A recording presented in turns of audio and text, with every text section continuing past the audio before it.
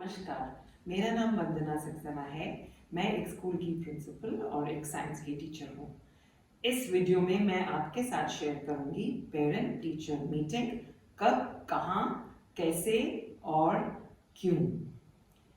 हर teacher चाहता है कि साल की शुरुआत जब भी हो तो एक नए अंदाज में, नए तरीके से हो और पेरेंट्स के साथ एक ऐसा रिलेशनशिप बन जाए कि साल भर कब गुजर जाएगा ये पता ही ना चले।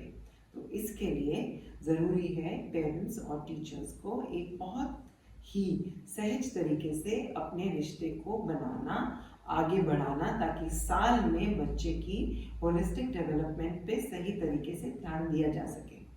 तो पहली पेरेंट टीचर मीटिंग जो इंट्रोडक्टरी पेरेंट टीचर मीटिंग होती है उसको बड़े ध्यान से प्लान करना ज़रूरी है। तो पुराने ज़माने में और आज तक जो प्री कोविड टाइम से चलता आ रहा है उसमें पहली पेरेंट टीचर मीटिंग एक ओरिएंटेशन की तरह होती थी जो कि स्कूल में क्लासरूम में ही की जाती थी। लेकिन कोविड के आने के बाद ये ऑनलाइन इंटरेक्शन और फ़ोन कॉल्स पर भी ध्यान देना शुरू हो गया है। तो इंट्रोडक्टरी पेरेंट टीचर मीटिंग में करना क्या है? आप बच्चे के बारे में इंफॉर्मेशन पेरेंट्स से ले सकते हैं एक इनफॉर्मल कॉन्वर्सेशन के रूप में। अगर आप पेरेंट के साथ इनफॉर्मल कॉन्वर्सेशन करेंगे तो उससे आपको पता चल जाएगा कि बच्चे के घर में किस तरह की लैंग्वेज का प्रयोग हो रहा है, घर का कल्चर क्या है, और ये चीज़ें आपने ध्यान से ऑब्जर्व करनी है। आप आगे एक गूगल फॉर्म भरवा सकते हैं जिसमें पेरेंट्स से आप एक्सप्रेशन लीजिए, पेरेंट्स से लिखवा लीजिए कि बच्चे का अलग अलग सब्जेक्ट्स को लेकर क्या एटीट्यूड है, बच्चे के क्या इंटरेस्ट हैं, बच्चे की एस्पिरेशंस क्या हैं और पेरेंट्स की बच्चे के बारे में क्या एस्पिरेशंस हैं। जब आप ये गूगल फॉर्म पे इंफॉर्मेशन कलेक्ट कर लेंगे तो आपको बच्चे से बात करने में और अपनी क्लासरूम एनवायरनमेंट को क्रिएट करने में बहुत मदद मिलेगी। और इंट्रोडक्टरी पेरेंट टीचर मीटिंग में आप अपने आप को पेरेंट के सामने एक चैनल के रूप में प्रेजेंट कर सकते हैं जिससे पेरेंट को ट्रस्ट होगा। और बच्चे को आपने अक्सर सुना होगा कि पहली पेरेंट टीचर मीटिंग के बारे में पेरेंट्स और बच्चे बहुत एक्साइटेड तरीके से निकलते हुए जाते हैं स्कूल से बात करते हुए। पता है मुझे आज जो टीचर मिली है उनका नाम है रोज़ा और इतने सालों से वो पढ़ा रही है, वो बहुत स्ट्रिक्ट हैं और वो आज तो मुझे बहुत ही प्यार से मिली और उन्होंने मुझे समझाया कि बच्चे की परवरिश सही तरीके से कैसे की जानी है चाहिए। तो इस माध्यम से आप क्या कर रहे हैं, पेरेंट्स का एक ट्रस्ट जनरेट कर रहे हैं अपने साथ। और हर रिलेशनशिप की शुरुआत होती है ट्रस्ट के माध्यम से।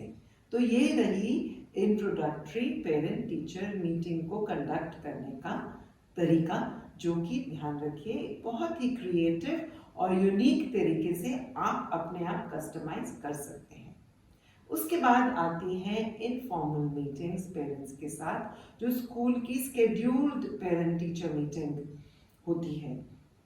उसमें ध्यान इस पे रहे कि हमेशा पेरेंट टीचर मीटिंग को एक बैड न्यूज़ के तरीके पे मत बनाइए।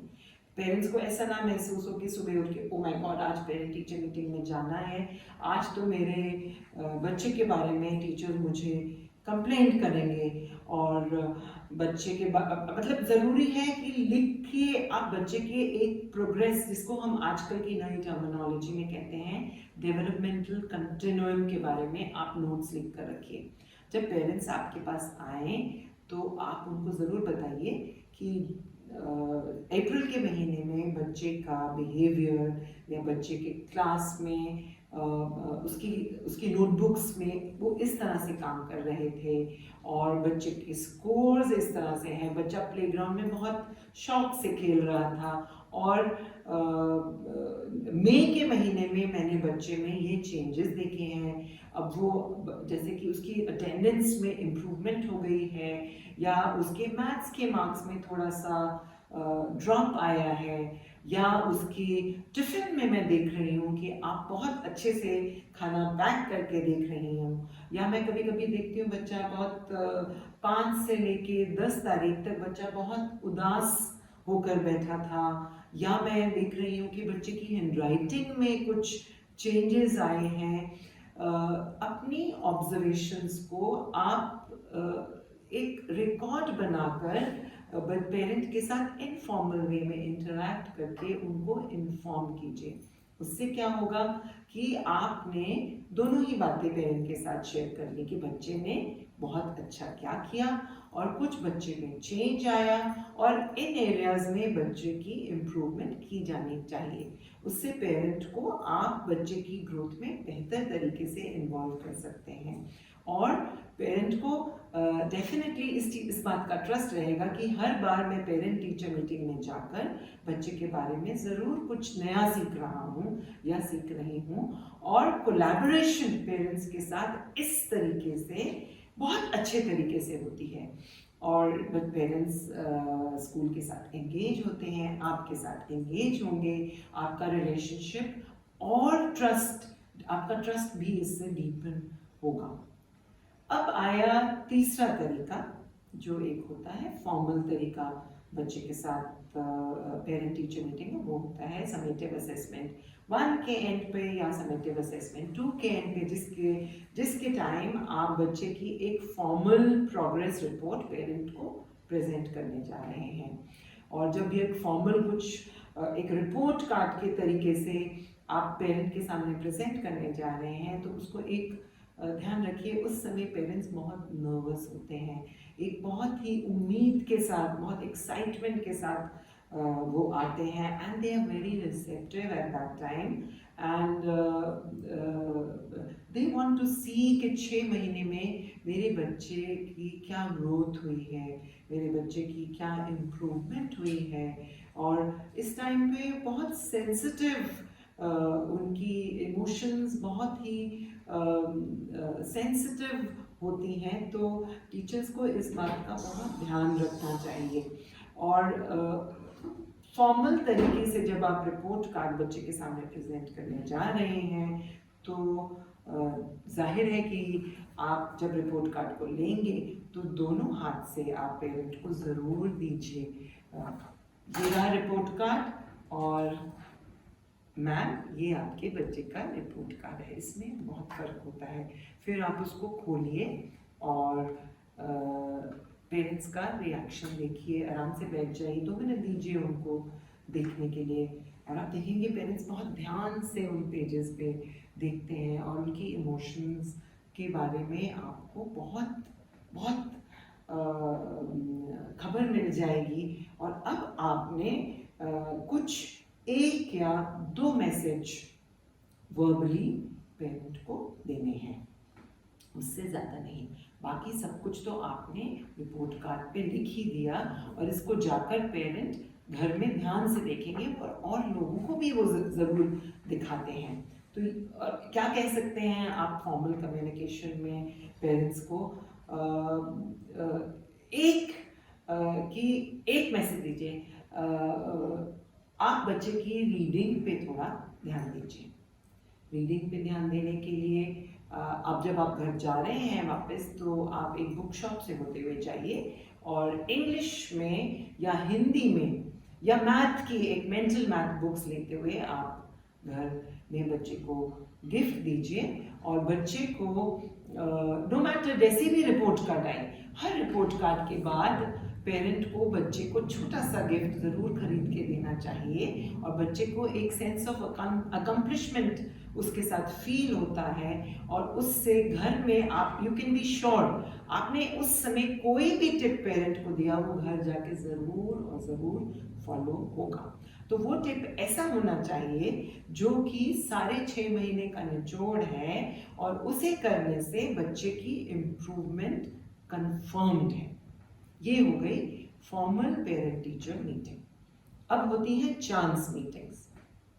चांस मीटिंग्स मतलब क्या आप गेट पे खड़े होके अपने पेरेंट्स के साथ पेरेंट टीचर मीटिंग करने की कोशिश करते हैं ऐसा बिल्कुल नहीं करना है।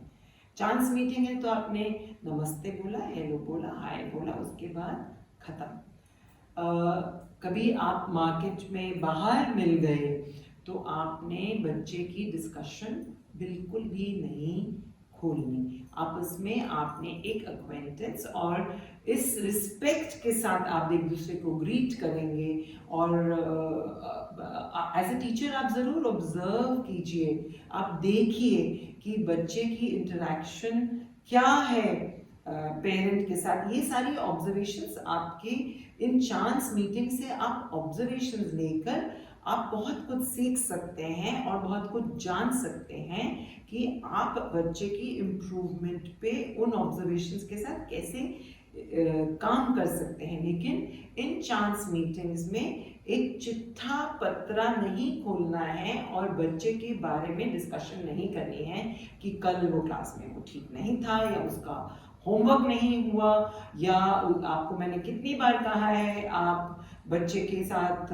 उसके बैग को पैक कीजिए। मतलब ज्ञान की बातें उस समय नहीं करनी है। तो पेरेंट टीचर मीटिंग के बारे में मैंने आपको 4 माध्यम पे फोकस करने के बारे में बताया है। सबसे पहले तो introductory meeting which will set the pace of your relationship, make sure you are building trust at that time. The second thing is informal communication, जिसको आप इलेबोरेट कर सकते हैं स्कूल में स्केड्यूल्ड पेरेंट टीचर मीटिंग के time अपनी classroom में। आप इस पे फोकस कर सकते हैं। तीसरी चीज एक फॉर्मल मीटिंग जो समेटिव असेसमेंट्स या कोई एक रिपोर्ट कार्ड को शेयर करने के टाइम होता है। और चौथी एक चांस मीटिंग जो कि एक simple greeting and acknowledgement of each others presence के तरीके से हो सकती है। अगर आपको मेरा ये वीडियो पसंद आया और आप जो मैंने आपको बातें कही हैं आपको इससे मदद मिली तो ज़रूर इसको लाइक कीजिए, शेयर कीजिए और कमेंट्स में अपनी सजेशंस ज़रूर दीजिए। और आगे की पेरेंट टीचर मीटिंग पे हम और जिक्र करते रहेंगे अपने आने वाले वीडियोस में। Thank you so much.